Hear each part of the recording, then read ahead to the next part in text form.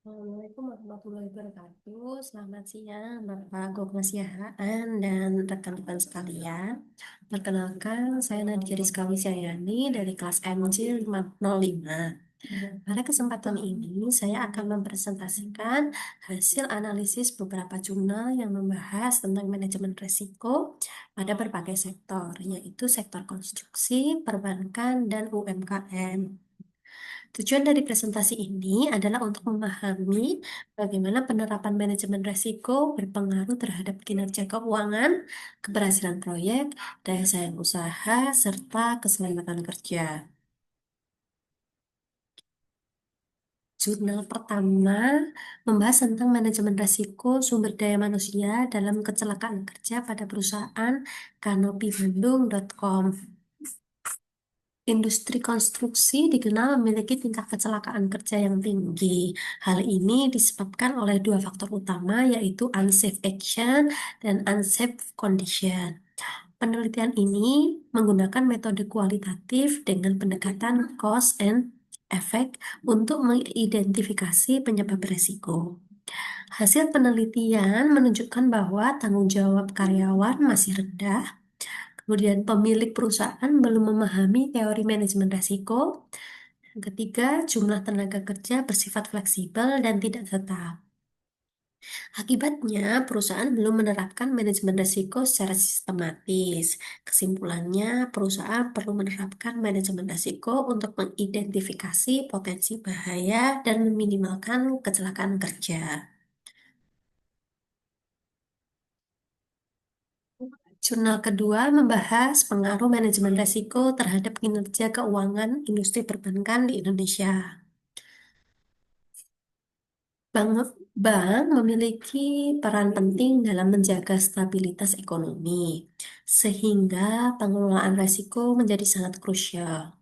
Penelitian ini menggunakan metode kuantitatif dengan analisis regresi berganda.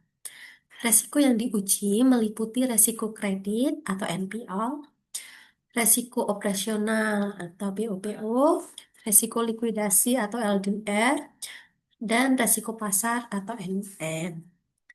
Hasil penelitian menunjukkan bahwa resiko kredit, operasional, dan likuiditas berpengaruh negatif dan signifikan terhadap ROA. Resiko pasar berpengaruh positif dan signifikan terhadap ROA. Artinya, semakin tinggi resiko kredit, operasional, dan likuiditas, maka kinerja keuangan menurun. Namun, pengelolaan resiko pasar yang baik dapat meningkatkan profitabilitas bank itu sendiri. Jurnal yang ketiga membahas tentang pengaruh manajemen risiko terhadap keberhasilan proyek pada CV Mitra Karya Abadi. Dalam proyek konstruksi, keberhasilan diukur dari 4 aspek, yaitu biaya, waktu, mutu, dan keselamatan kerja. Penelitian ini menggunakan metode kuantitatif. Hasilnya menunjukkan bahwa manajemen risiko berpengaruh positif dan signifikan terhadap keberhasilan proyek. Artinya, semakin baik penerapan manajemen risiko, semakin besar peluang proyek mencapai target yang telah ditetapkan. Jurnal yang keempat membahas manajemen risiko keuangan pada UMKM Storisera di Kabupaten Cianjur. UMKM merupakan tulang punggung ekonomi Indonesia, namun sering menghadapi masalah pengelolaan keuangan. Penelitian ini menemukan bahwa pengelolaan arus kas yang adaptif, pencatatan keuangan yang konsisten, diversifikasi pemasok, dan literasi keuangan berpengaruh signifikan terhadap stabilitas keuangan dan daya saing usaha. Kesimpulannya, manajemen risiko keuangan bukan hanya alat pengendalian, tapi strategi penting untuk meningkatkan daya saing UMKM. Jurnal, jurnal terakhir membahas perusahaan konstruksi yang terdaftar di BI periode 2020 sampai 2022. Penelitian ini menunjukkan bahwa resiko keuangan berpengaruh negatif dan signifikan terhadap kinerja keuangan. Kemudian resiko bisnis berpengaruh positif dan signifikan terhadap kinerja keuangan. Artinya, perusahaan harus mampu mengelola resiko keuangan dengan baik agar tidak menurunkan kinerja sekaligus mengoptimalkan resiko bisnis sebagai peluang pertumbuhan.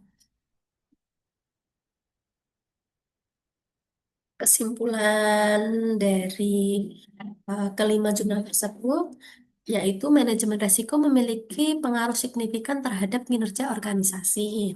Yang kedua, penerapan manajemen risiko membantu mengurangi kerugian dan meningkatkan keberhasilan. Yang ketiga, setiap sektor memiliki karakteristik resiko yang berbeda. Namun, prinsip pengelolaannya tetap sama, yaitu identifikasi risiko, analisis risiko, evaluasi risiko, dan pengendalian risiko. Dengan demikian, manajemen risiko bukan hanya teori, tetapi kebutuhan strategi dalam menjaga keberlanjutan usaha. Mungkin demikian Bapak presentasi yang dapat saya sampaikan. Terima kasih atas perhatian Bapak dan teman-teman sekalian. Wassalamualaikum warahmatullahi wabarakatuh.